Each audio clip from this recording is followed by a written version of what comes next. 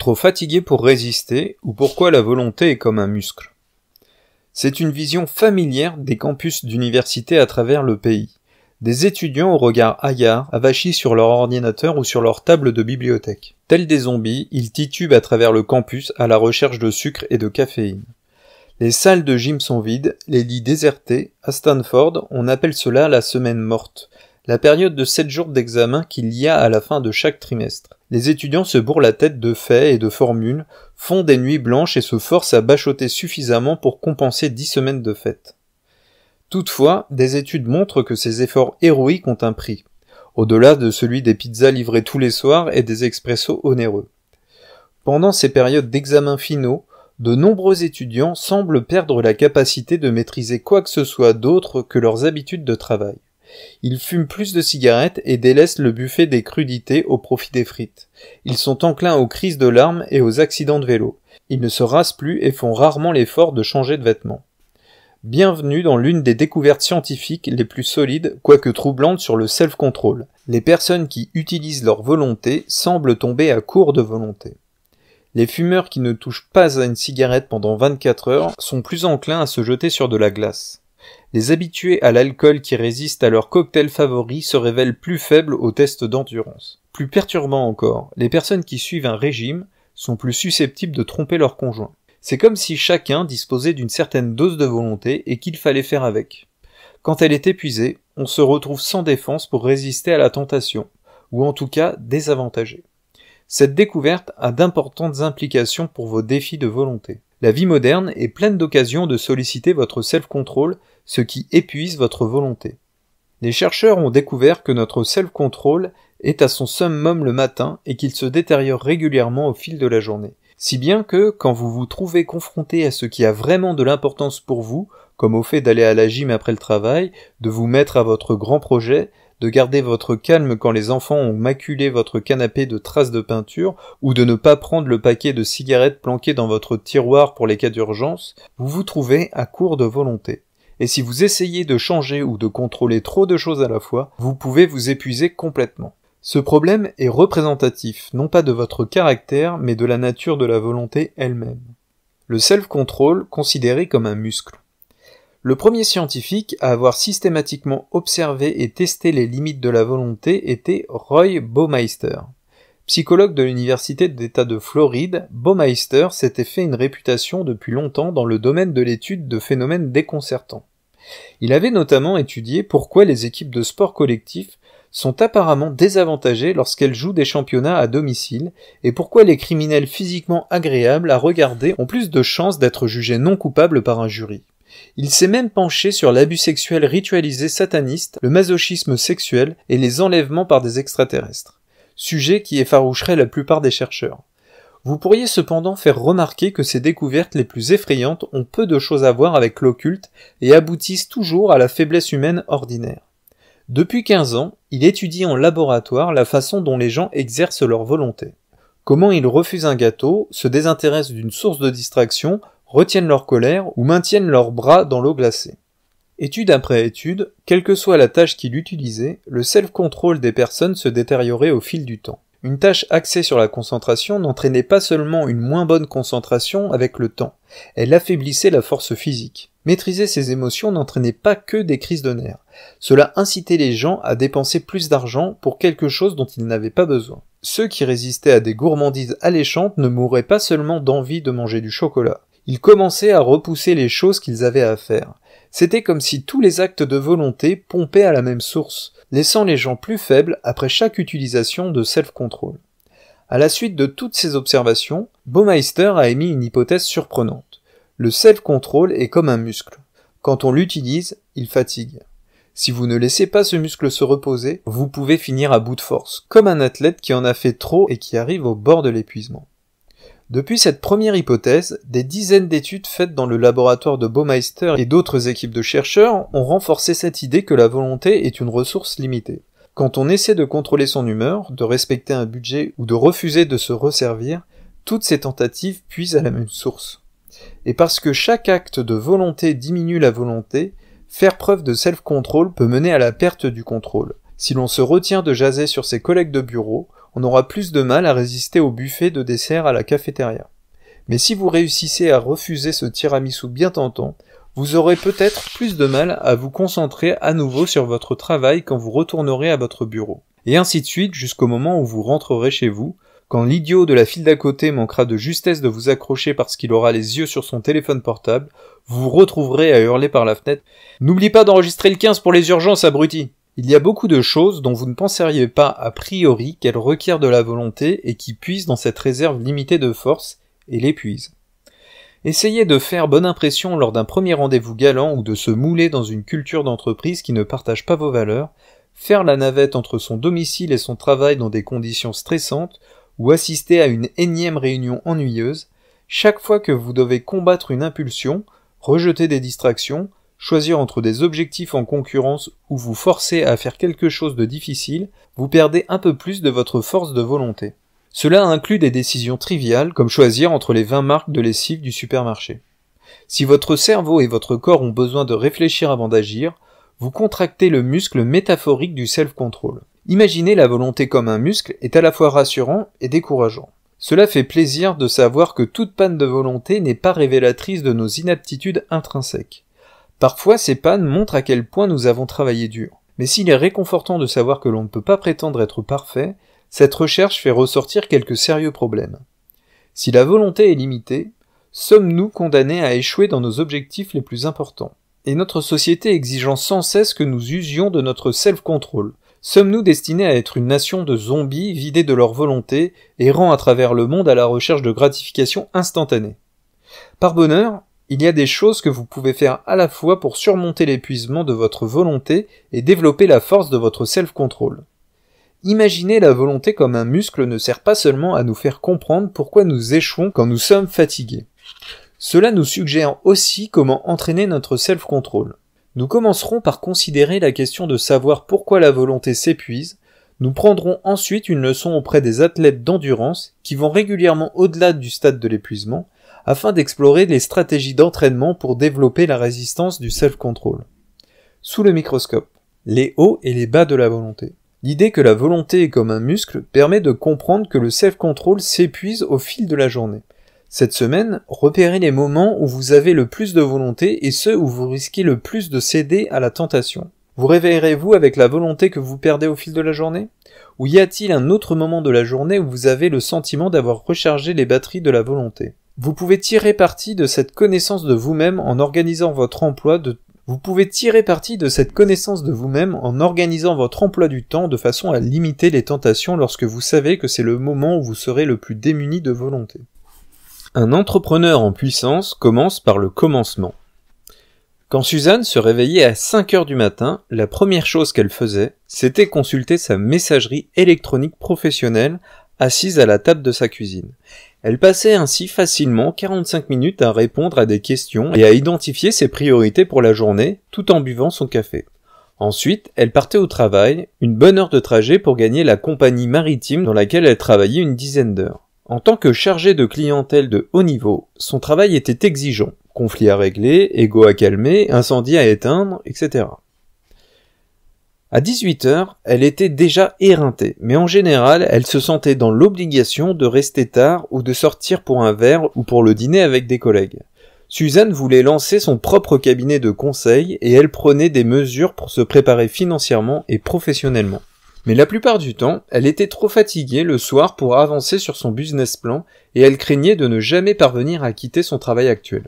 Quand Suzanne a analysé son comportement, il lui est apparu clairement que son travail monopolisait 100% de sa volonté, du traitement de sa messagerie électronique dès son lever jusqu'à son retour tardif et éprouvant le soir. Elle avait contracté l'habitude de s'occuper de ses emails professionnels sur la table de la cuisine lorsqu'elle avait débuté dans ce travail et qu'elle avait à cœur de donner une excellente impression. Mais à présent, il n'y avait aucune raison pour justifier qu'elle n'attende pas 8 heures du matin d'être à son bureau. Suzanne s'est dit que le seul moment de la journée où elle avait l'énergie mentale de poursuivre ses objectifs était avant sa journée de travail. Alors elle a décidé de consacrer sa première heure de chaque journée à mettre sur pied son propre projet, sans s'occuper des besoins de qui que ce soit d'autre. C'était une décision intelligente pour Suzanne qui avait besoin de consacrer sa volonté à ce qu'étaient ses vrais objectifs. Cela démontre aussi une importante règle de la volonté. Si vous avez le sentiment de n'avoir jamais ni le temps ni l'énergie pour votre pouvoir de faire, alors changez votre emploi du temps de façon à pouvoir l'exercer au moment où vous avez le plus de force. Pourquoi le self-control a-t-il ses limites ? Évidemment, nous n'avons pas réellement un muscle du self-control caché sous le biceps, prêt à empêcher notre main de prendre un dessert ou de sortir notre portefeuille. Cependant, nous avons une sorte de muscle du self-control dans le cerveau. Même si le cerveau est un organe et non un muscle, il se fatigue effectivement à la suite d'actes répétés de self-control. Les neuroscientifiques ont découvert qu'à chaque utilisation de la volonté, le système de self-control situé dans le cerveau perd de sa capacité à agir. Tout comme les jambes d'un coureur peuvent le lâcher, le cerveau semble perdre la force de continuer. Matthew Gaillot, un jeune psychologue de l'équipe de Roy Baumeister, s'est demandé si un cerveau fatigué rencontrait essentiellement un problème d'énergie. Exercer son self-control est une tâche qui requiert beaucoup d'énergie de la part du cerveau et notre réserve interne d'énergie est limitée. Après tout, ce n'est pas comme si notre cortex préfrontal recevait du sucre par voie intraveineuse. Gaillot s'est posé la question suivante. L'épuisement de la volonté pourrait-il simplement être le résultat d'un manque d'énergie au niveau du cerveau ? Il a donc décidé de faire une expérience pour voir si donner de l'énergie, sous forme de sucre, pouvait restaurer une volonté épuisée. Il fit venir des personnes dans son laboratoire pour leur demander d'accomplir une large gamme de tâches demandant du self-control. Cela allait des sources de distraction à oublier jusqu'au besoin de contrôler leurs émotions. Avant et après chaque tâche, il mesurait leur taux de sucre dans le sang. Plus ce taux avait baissé après une tâche de self-control, moins les performances étaient bonnes à la tâche suivante. C'était comme si le self-control pompait l'énergie du corps et que cette perte d'énergie affaiblissait le self-control. Gaillot donna ensuite un verre de limonade aux participants qui n'avaient plus de volonté. La moitié d'entre eux reçurent de la limonade normalement sucrée afin de restaurer le taux de sucre dans le sang. L'autre moitié reçut un placebo, une boisson artificiellement sucrée qui ne pouvait fournir aucune énergie utilisable. On eut ainsi la surprise de découvrir que faire monter le taux de sucre dans le sang restaurait la volonté. Les participants qui avaient bu la limonade sucrée firent preuve d'une amélioration de leur self-control alors que le self-control de ceux qui avaient bu la boisson placebo continua à se détériorer. Ainsi, une insuffisance du taux de sucre dans le sang permet de prédire toutes sortes d'échecs de volonté, que ce soit l'abandon d'un test difficile ou le fait de s'en prendre aux autres sous l'effet de la colère. Gaillot, qui est aujourd'hui professeur à l'université de Zirve en Turquie, a découvert que les personnes qui ont un faible taux de sucre dans le sang ont plus tendance à s'appuyer sur des stéréotypes et sont moins enclines à donner de l'argent à des œuvres caritatives ou à aider un étranger. C'est comme si manquer d'énergie faisait ressortir la pire version de nous-mêmes. Au contraire, redonner aux participants un petit coup de fouet sous la forme de sucre leur permet d'être à nouveau la meilleure version d'eux-mêmes, plus persévérants et moins impulsifs, plus réfléchis et moins égoïstes. Bon. Comme vous pouvez l'imaginer, c'est sans doute la découverte la plus populaire que j'ai jamais décrite en cours. Les implications sont à la fois contraires à l'intuition et merveilleuses à imaginer. Le sucre est à présent votre meilleur allié. Manger une barre chocolatée ou boire un soda peuvent être des actes de self-control, ou du moins de restauration du self-control. Mes élèves adorent ces expériences et ne sont que trop heureux de tester l'hypothèse eux-mêmes. Un de mes étudiants gardait régulièrement une réserve de Stickles pour arriver au bout d'un projet difficile. Un autre gardait dans sa poche une boîte d'Altoïdes, c'est-à-dire une des dernières marques de pastilles à l'amande qui contiennent du vrai sucre, et la sortait au cours de longues réunions pour tenir plus longtemps que ses collègues. J'applaudis leur enthousiasme à transcrire la science en action et comprends leur gourmandise. Et je dois avouer que pendant des années, j'ai apporté des bonbons à chacun de mes cours d'introduction à la psychologie, espérant capter l'attention de mes jeunes étudiants ou les détacher de Facebook.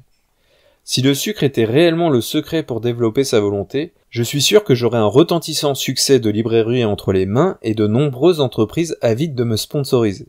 Mais alors que mes élèves et moi-même faisions nos propres expériences de renflouement de notre volonté, certains scientifiques, dont Gaillot, commencèrent à poser quelques judicieuses questions. Combien d'énergie utilise-t-on exactement au cours d'actes de self-control mental ? Et restaurer cette énergie requiert-elle de consommer une quantité substantielle de sucre ? Selon Robert Kurzban, psychologue de l'université de Pennsylvanie, la dose réelle d'énergie dont votre cerveau a besoin pour vous permettre d'exercer votre self-control est inférieure à la moitié d'un tic-tac par minute. C'est peut-être plus que ce que votre cerveau utilise pour d'autres tâches mentales, Mais c'est beaucoup moins que ce que votre corps utilise quand vous faites de l'exercice physique. Alors à supposer que vous ayez les ressources suffisantes pour faire le tour du pâté de maison sans vous effondrer, il n'est pas pensable que les besoins indispensables à votre self-control vident intégralement la réserve d'énergie de votre corps. Et celui-ci n'a certainement pas besoin de 100 calories de boissons riches en sucre pour se recharger. Mais s'il en est ainsi, pourquoi l'augmentation de la consommation d'énergie par le cerveau lorsqu'on fait preuve de self-control semble-t-elle affaiblir la volonté si rapidement? Crise de l'énergie. Pour répondre à cette question, il est peut-être utile de rappeler la crise financière américaine de 2009. Après l'effondrement du système financier en 2008, les banques ont reçu un influx d'argent de la part du gouvernement. Ces fonds étaient supposés aider les banques à couvrir leurs propres obligations financières pour qu'elles puissent recommencer à prêter. Mais les banques ont refusé de prêter de l'argent aux petites entreprises et aux emprunteurs individuels. Elles n'avaient pas confiance dans l'approvisionnement en liquidités, alors elles ont stocké les ressources qu'elles avaient. Bande de rapias. Il se trouve que votre cerveau peut aussi être un rapia à sa manière. Quel que soit le moment, le cerveau humain n'a jamais qu'une très petite réserve d'énergie. Il peut stocker un peu d'énergie dans ses cellules, mais il dépend essentiellement d'un approvisionnement régulier en glucose qui circule dans le sang. Des neurones spécialisés dans la détection du glucose évaluent constamment la quantité d'énergie disponible. Quand le cerveau détecte une baisse d'énergie disponible, il devient un peu nerveux. Et s'il tombait à court d'énergie? Comme les banques, il peut décider d'arrêter les dépenses et d'économiser ce qu'il a comme ressources. Il fonctionnera avec un budget restreint en énergie, ne souhaitant pas dépenser toute sa réserve. La première dépense à couper? Le self-control, une des tâches du cerveau qui coûte le plus cher en énergie. Pour conserver son énergie, le cerveau peut hésiter à vous donner toutes les ressources mentales dont vous avez besoin pour résister à la tentation, concentrer votre attention ou contrôler vos émotions. Les chercheurs X.T. Wang, économiste comportementaliste, et Robert Dvorak, psychologue de l'université du Dakota du Sud, ont proposé un modèle de budget de l'énergie du self-control. Selon eux, le cerveau traite l'énergie comme de l'argent. Il dépense de l'énergie quand les réserves sont grandes, mais l'économise quand les ressources baissent. Pour tester cette idée, ils ont invité 65 adultes de 19 à 51 ans à venir dans leur laboratoire pour un test de volonté. Les participants avaient une série de choix à faire entre deux récompenses. Par exemple, une de 120 $ le lendemain ou une de 450 $ le mois suivant. L'une des récompenses proposées était toujours inférieure, mais les participants la toucheraient plus vite que la plus grosse. Pour les psychologues, il s'agit d'un test classique de self-control car il oppose une gratification immédiate à des conséquences plus intéressantes à long terme. À la fin de l'étude, les participants avaient la possibilité de gagner l'une des récompenses qu'ils avaient choisies.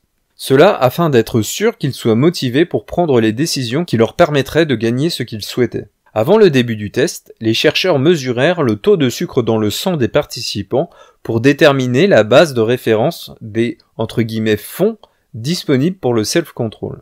Après la première série de décisions, les participants reçurent soit un soda sucré classique, entre parenthèses pour donner un petit coup de fouet au taux de sucre dans le sang, soit un soda light à 0 calories.